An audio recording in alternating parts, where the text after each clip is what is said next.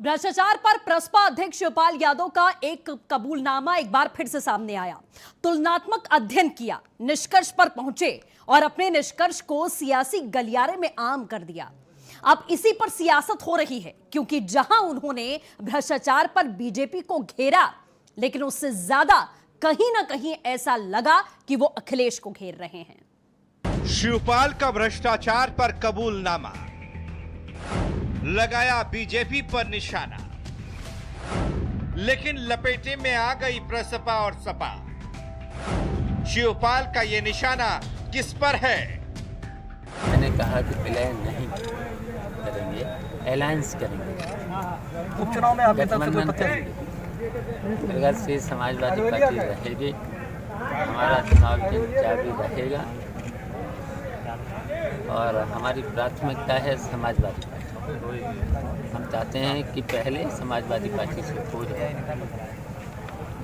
ये हम चाहते हैं। प्रगतिशील समाजवादी पार्टी लोहिया और इसके अध्यक्ष शिवपाल यादव की ख्वाहिश है कि 2022 के लिए समाजवादी पार्टी से प्रसपा का गठबंधन हो जाए। जो मतभेद और मनभेद चाचा और भतीजे के बीच है, वो सिरे से खत्म हो जाए, बस गठबंधन हो जाए।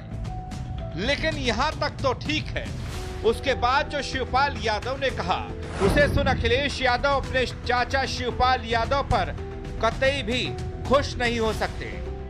फिर उन्होंने कहा था कि हम भ्रष्टाचार को 100 दिन में खत्म कर दें। भ्रष्टाचार पहले तो शायद हमारी सरकार में 100 रुपए 500 रुपए से कम हो जाता था, 1000 से हो जाता था, और आज दरोगा 10,000 से नीचे तो काम बात ही नहीं करता, 10,000 से नीचे बात नहीं करता। अगर कहीं झूठी रिपोर्ट लिख गई है और झूठी रिपोर्ट को अगर खत्म कराना है तो फिर 50,000 1 लाख, कहाँ तक जगह गई?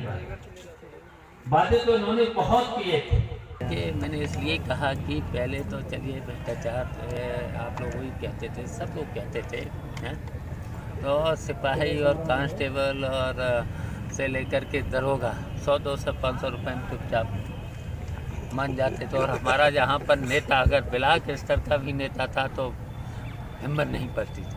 अब तो अगर एमएलए और मिनिस्टर सिफारिश करते हैं भारतीय जनता पार्टी के, तब भी दरोगा पैसे ले लेते हैं। तहसील पर भ्रष्टाचार हो जा रहा है बिना, और सिफारिश होने पर भी, मंत्रियों की सिफारिश होने पर भी, विधायकों की सिफारिश होने पर भ्रष्टाचार चल रहा है। हमारी सरकार में अगर कोई एमएलए और कोई जनप्रतिनिधि या हमारी पार्टी का पदाधिकारी अगर पहुंच जाता था तो हिम्मत नहीं पड़ती थी। तो ये निशाना किस पर था?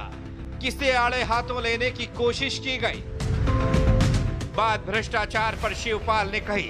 100 दिन में भ्रष्टाचार खत्म करने के दावे जिसे बीजेपी ने किया था, उस पर चुटकी ली, लेकिन निशाने पर 2012 से लेकर 2017 तक यूपी में समाजवादी पार्टी की रही सरकार आ गई।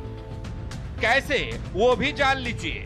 शिवपाल कहते हैं, सपा की तत्कालीन सरकार में जो काम 100 से 500 रुपये या फिर 1000 रुपये में हो जाता था, उसी काम के लिए आज दारोगा 10,000 रुपये से नीचे की बात नहीं करता। तो सपा से गठबंधन के लिए ख्वाहिशमंद प्रसपा के इस आरोप का क्या करेगी बीजेपी और क्या बोलेगी सपा?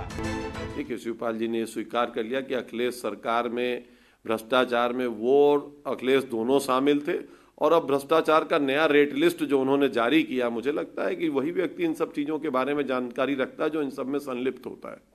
कि सपा सरकार में, जिसमें वो स्वयं भी मंत्री थे, उन्होंने भ्रष्टाचार को स्वीकार किया है। यानी कि उन्होंने ये कहा है कि जिस सरकार में वो स्वयं मंत्री थे, अखिलेश जी मुख्यमंत्री थे, उसमें भ्रष्टाचार व्याप्त था, और ये सच्चाई है। दूसरी बात, उन्होंने जो कहा है कि भाजपा में भ्रष्टाचार बढ़ा है, ये बात भी बिल्कुल सच है कि आज भारतीय जनता पार्टी की सरकार में संगठित रूप से भ्रष्टाचार हो रहा है।